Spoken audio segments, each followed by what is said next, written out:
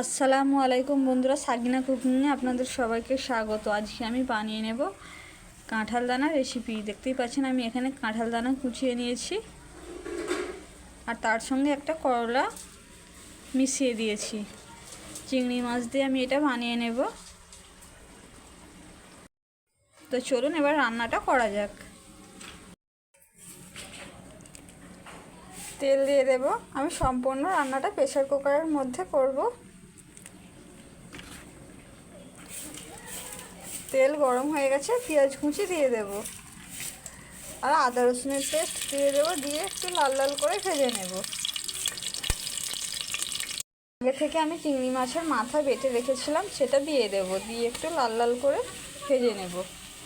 এই তেলের মধ্যে একটু ভালো করে নেড়ে নেব। অল্প পরিমাণে চিংড়ি মাছ দিয়ে দেব।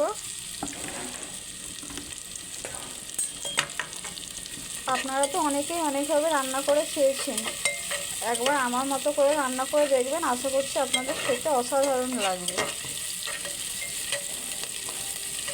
এবার কাঁঠালের দানাটা আর উচ্ছেটা দিয়ে আবার একটু ভালো করে নেড়ে নেব। দিয়ে দিয়েছি, একটু ভালো করে কষে নেব। এবার পরিমাণ মতো সব মশলাগুলো দিয়ে দেবো। হলুদের গুঁড়ো, লঙ্কার গুঁড়ো আর জিরের গুঁড়ো, লবণ, ধনিয়া গুঁড়ো। আবার একটু ভালো করে কষে নেব। আমি আমার মতো সব মশলাগুলো দিয়ে দিয়েছি, আপনারা আপনাদের পরিমাণ মতো সব মশলাগুলো দিয়ে দেবেন। অল্প পরিমাণে জল দিয়ে দেব, দিয়ে ভালো করে একটু কষে নেব। জল দিয়ে দিয়েছি, দিয়ে একটু ভালো করে কষে নিচ্ছি। বাড়িতে একবার এইভাবে বানিয়ে দেখবেন, কাঁঠালের দানা খেতে অসাধারণ হয়। আর আমার ভিডিওটা ভালো লাগলে অবশ্যই লাইক সাবস্ক্রাইব করে আমার পাশে থাকবেন।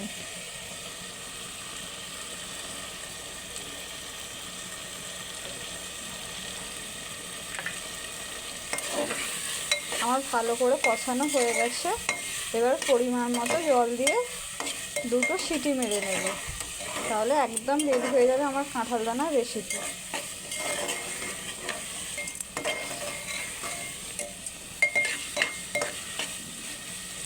দেখতেই পাচ্ছেন এখনই কালারটা কত সুন্দর এসেছে, এ দেখুন।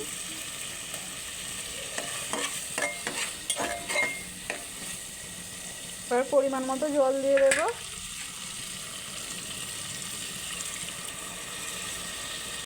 জল দিয়ে দিয়েছি, এবার দুটো সিটি মেরে নেব। এই দেখুন আমার কাঁঠাল দানার তরকারিটা একদম রেডি হয়ে গেছে। এবার আমি নামিয়ে নেব। এই দেখুন নামিয়ে নিয়েছি, একদম শুকনো শুকনো হয়েছে।